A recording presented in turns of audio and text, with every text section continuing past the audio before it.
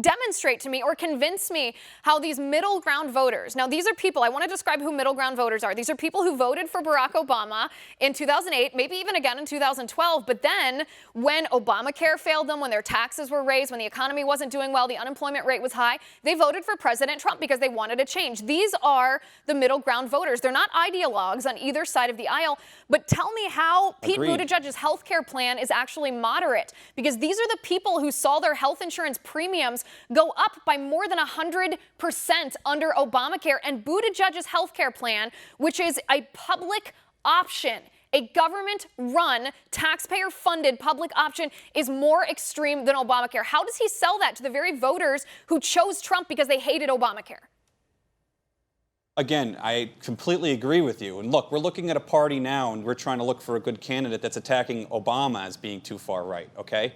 So keeping that in mind, and you have to consider the alternatives, that Pete Buttigieg can walk that back come a general election. Liz Warren can't, Bernie Sanders can't, Joe Biden can't. He's going to come off as a flip-flopper. These are known quantities. What Mayor Pete can do is say, look, I don't want a public option. I think we should rework Obamacare. He can come off with the stigma. There's a lot of people that don't even know who Pete Buttigieg is right now as we talk about him. There's some people out there who don't know who Liz Warren is, believe it or not, in the middle of the country, or much about her health care plan.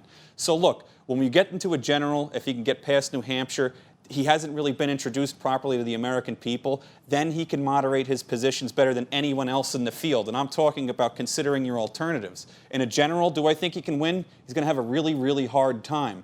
But look, he took positions against Mike Pence for being anti-gay merely because he's Christian, and I think that hurt him at the beginning. But I think people have largely forgot about that now, and I think they'll forget about him raising his hand, saying he would give free health care to illegal immigrants. I think they'll forget about some of these positions. Certainly he can moderate his health care plan. And I know for a fact he has moderate Democrats around him who are telling him exactly what I'm saying on air. 100%. So I think he might see him do exactly what that. you're saying is what he's hearing in his ears right now from all of his team, all of his advisors, because we saw a very distinct difference in his performance at this debate, this one in October, versus what we saw from him before. Obviously, he is being told Joe Biden is down, take his spot. You can become this so-called moderate, the front runner, and you will win middle America. That's definitely what he's being told. There's no doubt about it.